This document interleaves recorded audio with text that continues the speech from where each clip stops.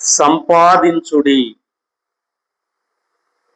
ఏమి సంపాదించాలి అనే సంగతులు ఇక్కడ మనం నేర్చుకుందాం. సంపాదన అనేది చాలా అవసరం. సంపాదన ఉన్నవారికి విలువలు ఉన్నవి. సంపాదన ఉన్నవారికి గౌరవం ఉన్నది. సంపాదన ఉన్నవారికి ఎక్కువ విలువ ఉన్నట్లు భౌతికంగా మనం చూస్తాం. కానీ ఏ సంపాదన అవసరమైంది ఆ సంపాదనే మనం సంపాదించాలి అనే సంగతులు మనం దైవ గ్రంథంలో చూస్తాం. చూడండి, అపోస్తలుడైన పౌలు గారు ఫిలిప్పీయులకు రాసిన పత్రిక 3వ అధ్యాయం 9వ వచనం చూసినట్లయితే, నేను క్రీస్తును సంపాదించుకున్నాను అంటున్నాను. క్రీస్తు ప్రభును సంపాదించుకున్నాను అంటున్నాను. ఆయనను సంపాదించుకోవటానికి ఆయనకు కొన్ని లాభకరమైనవి కూడా నష్టంగా ఎంచుకున్నట్లు, వాటిని పెంటతో సమానం ఎంచుకున్నట్లుగా దైవ గ్రంథంలో మనం చూస్తున్నాం. అదే ఫిలిప్పీయులు 3వ అధ్యాయం 7వ వచనంలో మనం చూస్తాం. అయినను ఏవేవి నాకు లాభకరములై ఉన్నాను వాటిని క్రీస్తు నిమిత్తము నష్టముగా ఎంచుకొంటిని అంటున్నాడు. 11వ వచనం చివరిలో, సమస్తమును నష్టపరుచుకొని వాటిని పెంటతో సమానంగా ఎంచుకున్నాను అంటున్నాడు. అవును, బంగారమా పెంటనే, వెండి పెంటనే, లోక సంబంధమైన ఆస్తులన్నీ కూడా, బహుమానాలన్నీ కూడా ఒక పెంటతో సమానంగా క్రీస్తు ప్రభు గూర్చి పౌలు ఎంచుకున్నట్లుగా మనం చూస్తున్నాం. అవన్నీ పెంటతో సమానం, నాకు క్రీస్తు ప్రభువే గొప్ప అని క్రీస్తు ప్రభును సంపాదించుకున్నట్లుగా మనం చూస్తున్నాం. ఎందుకు క్రీస్తు ప్రభును అతడు సంపాదించుకున్నాడు అని చూసినట్లయితే, యోహాను సువార్త 17వ అధ్యాయము, యోహాను సువార్త 17వ అధ్యాయము 3వ వచనంలో మనం చూద్దాం. చూడండి, అద్వితీయ సత్యవంతుడైన నిన్నును నీవు పంపిన యేసు క్రీస్తును ఎరుగుటే నిత్య జీవం. కనుక ప్రియాపరమును ఎందుకు సంపాదించుకున్నాడంటే, ఆయనను ఎరుగుట, ఆయనను సంపాదించుకునుట నిత్య జీవం. ఈ జీవము ఇంతలో కనబడి అంతలో మాయమైపోవు నీటి బుడగలంటది. No guarantee. ప్రతి వస్తువుకు గ్యారంటీ ఉంది, కానీ నీ నా కంఠములో ఉన్నటువంటి జీవాత్మకు నో గ్యారంటీ. అది గాలి ఎప్పుడు గాలిలో కలిసిపోతుందో మనం ఎరగం. కనుక నిత్య జీవమును పౌలు గారు సంపాదించుకున్నాడు. క్రీస్తును సంపాదించుకున్నట్టంటే నిత్య జీవమును సంపాదించుకున్నట.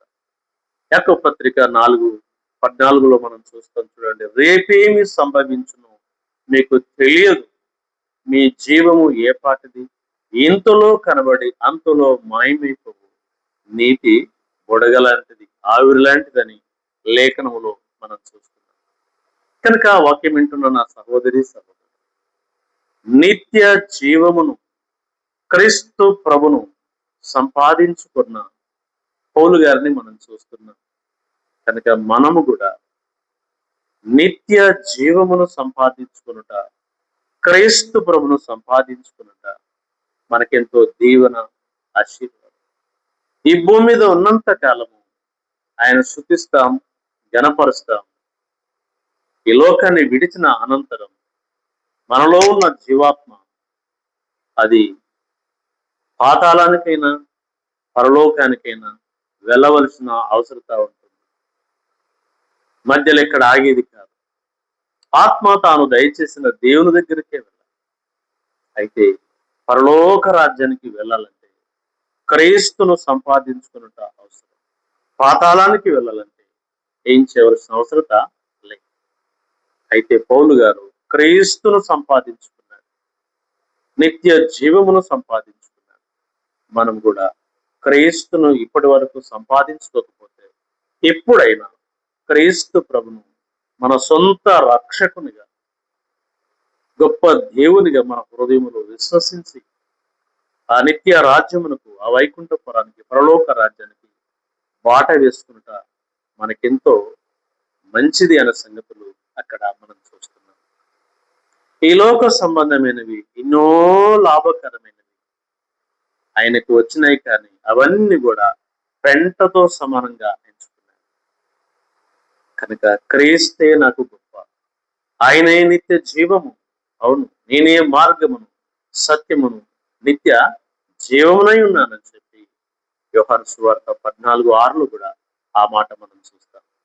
కనుక ఆయన మార్గము సత్యమైన మార్గం, ఆయన మార్గము నిత్య జీవంతో కూడిన మార్గం, ఆయన మార్గం పరలోక రాజ్యానికి తీసుకుని వెళ్ళే మార్గం. ఆ మార్గమును ఎన్నుకున్నటువంటి పౌలు గారిని మనం చూస్తున్నాం. వాక్యం వింటున్న నా సహోదరి సహోదరుడు, ఇప్పటి వరకు క్రీస్తు ప్రభును నువ్వు సంపాదించుకోకపోతే ఇప్పుడే మిక్కిలి అనుకూల సమయం. రేపేమి సంభవించునో మనం ఎరగం. మన జీవం ఇంతలో ఉన్నంతలో మాయమేకు నీటి పొడుగల ఉన్న పాటున క్రీస్తు ప్రభును హృదయములో చేర్చుకొని నీ సొంత రక్షకునిగా అంగీకరించినట్లయితే ఉంటే ప్రభును స్తుతిస్తావు, ఈ లోకాన్ని విడిస్తే పరలోక రాజ్యానికి వెళ్ళగలుగుతావు. కాబట్టి ఈ విషయాన్ని గమనించి పరలోక రాజ్యానికి బాట వేసుకోవాలని ప్రేమతో మనం చేసుకుంటున్నాం. ఇంకా మనం ఏం సంపాదించుకోవాలి సంగతులను మనం చూద్దాం. చూడండి, మనం ఏం సంపాదించుకోవాలి చదువుకుందాం. మొదటి తిమోతికి రాసిన పత్రిక, అదే పౌలు గారు మొదటి తిమోతికి రాసిన పత్రిక 6వ అధ్యాయము 11వ వచనంలో మనం చూసినట్లయితే మనము నీతిని సంపాదించుకోవాలి అనే సంగతిని మనం చూస్తాం. అవును, నీతిని మనం సంపాదించుకోవాలి. నీతి ఏం చేస్తుంది చదువుకుందాం. చూడండి, సామెతల గ్రంథము 10వ అధ్యాయము, సామెతల గ్రంథము 10వ అధ్యాయము 2వ వచనాన్ని మనం చదువుకుంటున్నాం. Page number 538. నీతి మరణము నుండి రక్షించును అనే సంగతి ఇక్కడ మనం చూస్తున్నాం. నీతిని మనం సంపాదించుకోవాలి. అవును, మనలో ఉన్న దుర్నీతి పోవాలంటే మనము నీతిని సంపాదించుకోవాలి. దుర్నీతి మన మీద ప్రభుత్వం చేస్తుంది. ఆ దుర్నీతిని మనము విడుదల కలిగి నీతిని మనము సంపాదించుకోవాలి అనే సంగతిని ఇక్కడ మనం చూస్తున్నాం. నీతి మరణము నుంచి రక్షించును అనే సంగతులు సామెతలు 10:2వ వచనంలో మనం చూస్తున్నాం. నీతిని మనం సంపాదించుకోవాలి. నీతిమంతుని జ్ఞాపకం చేసుకున్నట ఆశీర్వాదకరమని, అదే మరి సామెతలు 10:7వ వచనంలో మనం చూస్తున్నాం. నీతిమంతుని తల మీదికి ఆశీర్వాదాలు వచ్చును. అవును, మనం నీతిని సంపాదించుకోవాలి, మనం నీతిగా జీవించాలి. నీతిమంతుని తల మీదకి ఆశీర్వాదాలు వచ్చాయి. మరి లేఖనం ఏం చెప్తుందంటే నీతిమంతుడు ఒకడును లేడు అని దైవ గ్రంథంలో మనం చూస్తున్నాం. రోమపత్రిక 3వ అధ్యాయము 11లో మనం చూసినట్లయితే నీతిమంతుడు లేడు, ఒకడును లేడు, గ్రహించువాడు లేడు అనే సంగతులు అక్కడ మనం చూస్తున్నాం. అయితే మనలను నీతిమంతులుగా చేయటానికి దేవుడు సిద్ధంగా ఉన్నాడని అదే లేఖన భాగాన్ని మనం చూస్తున్నాం. రోమా 3:24. కాబట్టి నమ్మువారు ఆయన కృప చేత నీతిమంతులుగా తీర్చబడుదురు అనే సంగతి చూస్తున్నాం. అవును, మనం నీతిమంతులుగా ఆయన నమ్మటం ద్వారా మనం నీతిమంతులుగా చేయబడుతుంటాం. ఈ యొక్క నీతి మనలా భౌతికమైన మరణము నుంచి కాదు, కానీ ఆత్మీయ మరణము నుంచి మనలా తప్పిస్తుంది అనే సంగతులు మనం చూస్తుంటున్నాం. భౌతికంగా ఎవరమైనా మరి లోకాన్ని విడవలసిందే, కానీ ఆత్మీయ మరణము మనకు లేకుండా ప్రభు నీతి నుంచి రక్షిస్తాడు అనే సంగతులు మనం చూస్తున్నాం. కనుక మనము ఆ ప్రభుకు అప్పగించుకున్నట్లయితే ఆయన మనల్ని నీతిమంతునిగా చేస్తాడు. ఆ యొక్క నీతి మనను మరణము నుంచి రక్షించేదిగా ఉంది అనే సంగతులు మనం చూస్తున్నాం. నీతిమంతులకున్న బెనిఫిట్ చాలా ఉన్నాయి. చూడండి, కీర్తన గ్రంథములు కూడా ఆ మాట మనం చూద్దాం.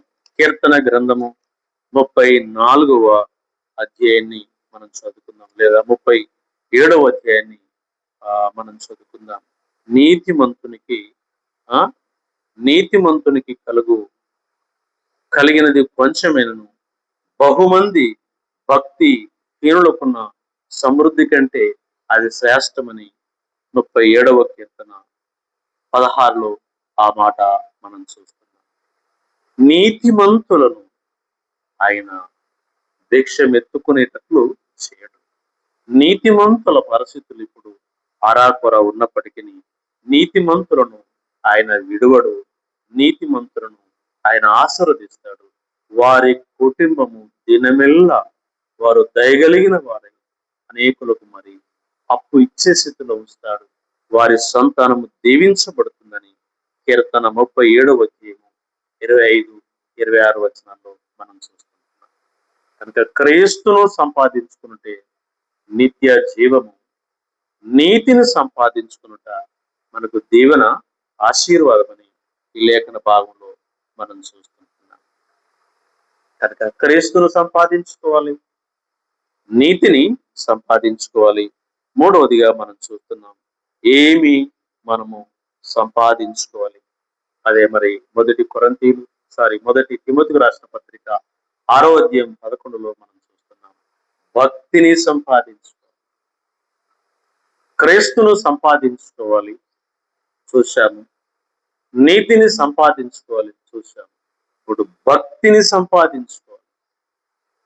క్రీస్తును గురించిన భక్తిని మనం సంపాదించుకోవాలి. ఆ భక్తి మనకు మేలు కలిగిస్తుంది అనే సంగతులు మనం చూస్తాం. చూడండి, కీర్తన గ్రంథం 34వ అధ్యాయం 9-10 వచనాలు మనం చదువుకున్నాం. యెహోవా భక్తులారా, ఆయన యందు భయభక్తులు ఉంచుడి. ఆయన యందు భయభక్తులు ఉంచు వారికి ఏమీ కొదువ లేదు. ఆయన యందు భయభక్తులు గల వారికి ఏమీ కొదువ ఉండదు అనే సంగతులు మనం చూస్తున్నాం. మాత్రమే కాకుండా ఆయన యందు భయభక్తులు గల వారి చుట్టూ ఆయన ప్రొటెక్షన్, భద్రత ఉంటుందని అదే మరి కీర్తన 34వ అధ్యాయము 7వ వచనంలో మనం చూస్తున్నాం. మన రాక పోకల యందు ఆయన భద్రత ఉంటుంది, ఆయన ప్రొటెక్షన్ ఉంటుంది, ఆయన దూతలను కావలించి మనల్ని రక్షించేవాడుగా ఉన్నట్లు ఆ లేఖనములో మనం చూస్తాం. నీతిని సంపాదించుకునుట ఆశీర్వాదకరం, భక్తిని సంపాదించుకునుట మరి ప్రొటెక్షన్, భద్రత అనే సంగతులు ఇక్కడ మనం చూస్తున్నాం. కనుక క్రీస్తును సంపాదించుకుంటే నిత్య జీవము, నీతిని సంపాదించుకుంటే ఆశీర్వాదం, భక్తిని సంపాదించుకుంటే ప్రొటెక్షన్, భద్రత అనే సంగతులు ఇక్కడ మనం చూసుకుంటున్నాం. నాలుగవదిగా మనం గమనించినట్లయితే విశ్వాసమును మనం సంపాదించుకోవాలి అనే సంగతులు మనం చూస్తున్నాం. అదే మరి మొదటి తిమోతికి రాసిన పత్రిక 6వ అధ్యాయం 11లో మనం చూస్తాం. క్రీస్తును సంపాదించుకున్నట చూసాం, నీతిని సంపాదించుకున్నట చూసాం, భక్తిని సంపాదించుకున్నట చూసాం. ఇప్పుడు నాలుగవదిగా మనం చూస్తున్నాం, విశ్వాసమును సంపాదించుకోవాలి. విశ్వాసాన్ని మనం సంపాదించుకోవాలి. విశ్వాసము ద్వారా అనేక అద్భుతాలు, ఆశ్చర్య కార్యాలు ప్రభులో మనము పొందగలుగుతాం. విశ్వాసము ద్వారా అదిగో మరి అబ్రాహాము గారు అది వరకు చూడని సంగతులను గురించి నిరీక్షణ కలిగిన వాడై, విశ్వాసం కలిగిన వాడై 100 సంవత్సరముల అబ్రహాము, 90 సంవత్సరముల శారా ప్రభునందు విశ్వాసం కలిగి ఫలము పొంది సంతానం పొందడానికి ప్రభు ప్రబోధించినట్లు రోమపత్రిక 4:16లో ఆ మాటలు మనం చూస్తున్నాం. రోమపత్రిక 4వ అధ్యాయం 16లో 16-19 వరకు ఆ మాటలు మనం చూస్తుంటున్నాం. కనుక విశ్వాసము ద్వారా వారు బలము పొంది సంతాన ఫలం పొందుకున్నట్లుగా మనం చూస్తున్నాం. విశ్వాసము ద్వారా విజయ బాటలో సాగినటువంటి దావీదును మనం చూస్తాం. ఆరుముళ్ళ జానటి వ్యక్తి అదిగో దావీదు పైకి యుద్ధానికి, ఇశ్రాయేలు ప్రజల వైపు యుద్ధానికి వస్తున్నప్పుడు, అందరూ కూడా పారిపోతున్నప్పుడు మరి దావీదు ముందుకొచ్చి నేను యుద్ధానికి వెళ్తాను, యుద్ధం చేస్తానని యుద్ధానికి మరి ముందుకొచ్చినప్పుడు ఆయనకు జరిగిన ఆటంకాలు కూడా మనం ఎరుగుదాము.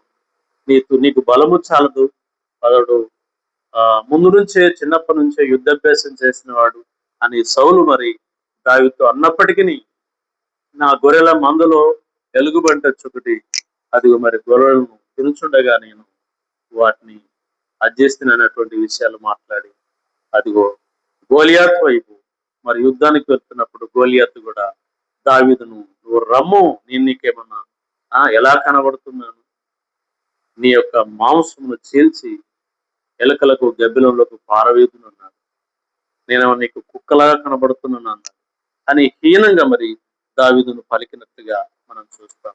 కానీ దావీదు అదిగో యుద్ధము నాది కాదు, యుద్ధము యెహోవాదే అని చెప్పి, అదిగో మొదటి సమూయేలు గ్రంథం 17వ అధ్యాయం 46-51 వరకు అక్కడ మనం చూస్తాం. యుద్ధము యెహోవాదే అని చెప్పి అదిగో ప్రభు మీద ఆధారపడి మరి విశ్వాసముతో అతడు యుద్ధానికి వెళ్ళగా ఆరుముల జానటి వ్యక్తిని బాలుడైన దావీదు చేతిలో చెతక ప్రొక్కించిన విధానాన్ని, హతం చేసిన విధానాన్ని అక్కడ మనం చూస్తాం. కనుక విశ్వాసము ద్వారా విజయాన్ని మనం పొందుకుంటాం, నీతి ద్వారా ఆశీర్వాదాన్ని పొందుకుంటాం, భక్తి ద్వారా ప్రొటెక్షన్ పొందుకుంటున్నాం, క్రీస్తు ద్వారా నిత్య జీవమును మనం పొందుకుంటున్నాము అనే సంగతులు అక్కడ మనం చూస్తున్నాం.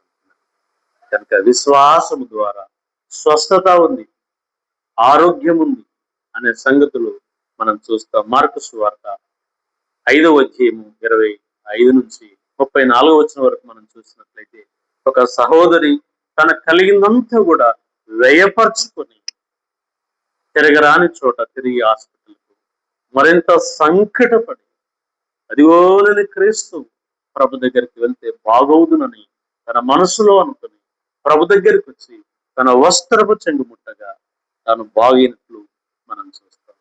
నాలో నుండి ప్రభావం వెళ్ళిపోయింది, ఎవరు నన్ను తాకినదని చెప్పి అడిగినప్పుడు, ఇంత జనములో నన్ను తాకినది ఎవరని మీరు ఎలా అడుగుతారని చెప్పి శిష్యులు అడిగినప్పుడు, లేదు నాలో నుంచి ప్రభావం బయటికి వెళ్ళిందని చెప్పి ఆయన చెప్పినప్పుడు ప్రభు అదిగో మరి ఆ అమ్మాయి భయపడచ్చు, తనకు కలిగింది, నేను ప్రభుకు మరుగుగా ఉండలేనని చెప్పి ప్రభు దగ్గరికి వచ్చి తన సంగతి అంతా వెళ్ళబోసుకున్నట్లు అక్కడ మనం చూస్తాం. అప్పుడు ప్రభు అన్నాడు, కుమారి, నీ విశ్వాసమే నిన్ను స్వస్థపరచను, సమాధానం గల దానివై వెలుము, నీ బాధ నివారణ అయినది. కనుక క్రీస్తును సంపాదించుకునుట నిత్య జీవము, నీతిని సంపాదించుకునుట ఆశీర్వాదము, భక్తిని సంపాదించుకునుట ప్రొటెక్షన్. ఇక్కడ మనం చూసాం, విశ్వాసం సంపాదించుకున్న ద్వారా మనము విజయ బాటలో సాగుతామనే సంగతులను మరి దేవుని యొక్క గ్రంథంలో మనము చూసుకుంటున్నాం. ఐదవదిగా మనం చూసినట్లయితే అదే మరి మొదటి తిమోతికి రాసిన పత్రిక పౌలు గారు, మొదటి తిమోతి రాసిన పత్రిక 6వ అధ్యాయము 11లో మనం చూసినట్లయితే నీతిని, భక్తిని, విశ్వాసం. ఐదవదిగా మనం చూస్తున్నాం ప్రేమను సంపాదించుకోవాలి అనే సంగతిని ఇక్కడ మనం చూస్తున్నాం. క్రీస్తు ప్రభు యొక్క ప్రేమను సంపాదించుకున్నట ఎంతో మంచిది అనే సంగతులు ఇక్కడ మనం చూస్తున్నాం. ప్రేమ అనేక మరి పాపములను కప్పివేసేదిగా ఉంది అనే సంగతులు మొదటి పేతురు 4:7లో మనం చూస్తున్నాం. ప్రేమ అనేక తప్పిదములను కప్పి వేస్తుంది, అది మరలా మనకు చూపించదు అనే సంగతులు అక్కడ మనం చూస్తున్నాం. ప్రేమ మరి మత్సర పడదు. ప్రేమలో ఉన్నటువంటి గొప్ప లక్షణము అక్కడ మనం చూస్తాం. మొదటి కొరింథీయులు రాసిన పత్రికలో మనం చూస్తాం. ప్రేమ మత్సర పడదు. ప్రేమ అదిగో సహిస్తుంది. ప్రేమ దమ్మముగా ప్రవర్తించదు. ప్రేమ సప్రయోజనమును విచారించుకునదు. ప్రేమ త్వరగా కోపపడదు. ప్రేమ అపకారమును మనసులో ఉంచుకొనదు. ప్రేమ దుర్నీతి విషయంలో సంతోషించక సత్యమందు సంతోషించును. అన్నిటిని తాళును, అన్నిటిని నమ్మును, అన్నిటిని పరీక్షించును, అన్నిటిని ఓర్చును. ప్రేమ శాశ్వత కాలముందును. అదిగో 13వ వచనంలో మనం చూస్తాం. కాగా విశ్వాసము, నిరీక్షణ, ప్రేమ ఈ మూడు నిలుచును. వీటిలో శ్రేష్టమైనది ప్రేమనే అనే సంగతులు ఇక్కడ మనం చూస్తాం. కనుక ఏమీ మనం సంపాదించుకోవాలి. ఈ లోకంలో సంపాదించుట కొరకు మానవుడు పరుగులెత్తుతున్నాడు. ఈ భౌతికమైన సంపాదన కొరకు చాలా పరిగెడుతున్నాడు. అది ఇక్కడే విడిచి పెట్టి మనం వెళ్ళవలసింది. కానీ మనం నిజమైన సంపాదన ఏమిటంటే క్రీస్తును సంపాదించుకునుట, నీతిని సంపాదించుకునుట, విశ్వాసమును సంపాదించుకునుట, భక్తిని సంపాదించుకునుట, ప్రేమను సంపాదించుకునుట మనకెంతో దీవెన, ఆశీర్వాదం, ప్రభుకు మహిమ. కాబట్టి ఈ సంపాదన కొరకు మనం ప్రయాసపడతాం. ఇంకా చాలా ఉన్నాయి. మరొక పాటలో ఆ విషయాలు మనం తెలుసుకుందాం. ప్రస్తుతానికి ఏం సంపాదించుకోవాలో 5 విషయాలు మనం విన్నాం. వాటిని మనం సంపాదించుకుందాం. క్రీస్తు ప్రభును సంపాదించుకుందాం, నీతిని సంపాదించుకుందాం, భక్తిని సంపాదించుకుందాం, విశ్వాసమును సంపాదించుకుందాం, అదిగో ప్రేమను సంపాదించుకుందాం. వీటిని సంపాదించుకున్నట వరకు ఈ లోకములు మనకు ఏది లాభకరమైన, నష్టంగా ఎంచుకోనైనా అదిగో క్రీస్తు ప్రభును మనం సంపాదించుకుందాం, నీతిని సంపాదించుకుందాం, విశ్వాసాన్ని సంపాదించుకుందాం, భక్తిని సంపాదించుకుందాం, ప్రేమను సంపాదించుకొని ఆత్మీయ మేలులు, ఆశీర్వాదాలు మనం పొందుతున్నాం. క్రీస్తును సంపాదించుకుంటే పరలోక రాజ్య భాగ్యం దొరుకుతుంది. నీతిని సంపాదించుకుంటే భౌతిక ఆత్మీయ ఆశీర్వాదాలు వస్తాయి. భక్తిని సంపాదించుకుంటే ప్రొటెక్షన్, క్షేమం కలిగి ఉంటాం. విశ్వాసం కలిగి విశ్వాసాన్ని సంపాదించుకుంటే అదిగో భౌతికమైన, ఆత్మీయమైన ఆరోగ్యాలు మనం పొందగలుగుతాం. మాత్రమే కాకుండా విజయబాటలో మనం సాగుతాం. ప్రేమను సంపాదించుకోవటం ద్వారా ఇంకా దానికి మించింది లేదు లోకములో అనే సంగతులు చూస్తున్నాం. కాబట్టి ప్రేమను సంపాదించుకున్నాం. ఆ ప్రేమ ఎవరు కాదు, మన ప్రియ ప్రభు ఆయన యేసుక్రీస్తే ప్రేమ. ఆయన సంపాదించుకొని ఆయన బాటలో సాగుదాం. ఆయన ఇచ్చే ఆత్మీయ భౌతిక దీవెనలు పొందుకుందాం. దేవుడి మాటలు దీవించి ఆశీర్వదించును గాక. ప్రార్థన. కృపా కనికరం కలిగిన మా తండ్రి స్తోత్రాలు. ఈ లోకములో భౌతికమైన వాటిని సంపాదించుకున్నట కొరకు మానవుడు రెస్ట్ లేకుండా పరుగులెత్తుతున్నాడు. కానీ అదంతా ఇక్కడ వదిలి పెట్టవలసిందే. ఆత్మీయ సంపాదన మాకు అవసరం. భౌతికమైనది అవసరమే, దానికంటే ముందుగా ఆత్మీయ సంపాదన మేము సంపాదించుకోవాలి. అది క్రీస్తు ప్రభువా మిమ్మల్ని సంపాదించుకున్నట నిత్య జీవం. ఈ జీవం ఇంతలో కనబడంతలో మాయమైపో నీటి బుడగలంటే మిమ్మల్ని సంపాదించుకున్న వారికి నిత్య జీవం, ఇహమందును పరమందును ఉండే జీవం. నీతిని సంపాదించుకోవాలి. నీతిమంతునికి ఆశీర్వాదాలను మీరు అదిగో దాచి ఉంచారు. వారు దినమెల్లా అప్పిచ్చే స్థితిలో, అనేకులకు ఇచ్చే స్థితిలో మీరు ఉంచుతారని మాట్లాడిన లేఖనం కొరకు స్తోత్రాలు. భక్తి కలిగి ఉండాలి. అదిగో ప్రొటెక్షన్, భద్రతకు అది ఉంటుంది. విశ్వాసం కలిగి ఉండాలి. విశ్వాసము ద్వారా నేను దేనైనా మీ సన్నిధిలో సాధించగలుగుతామనే సంగతులు మాట్లాడినందుకు స్తోత్రాలు. అలాగనే మేము ప్రేమ కలిగి అనేకుల పట్ల ప్రేమ, నీ ప్రేమను చూపించి మేము కూడా ప్రేమ కలిగి ముందుకు సాగినట్లు ఆత్మకార్యం జరిగించి మహిమ పొందండి. వాక్యమైన నీ బిడ్డలు ఆత్మ కార్యము జరిగించి మహిమ ఘనత ప్రభావం పొందుకోమని అడుగుతున్నాం.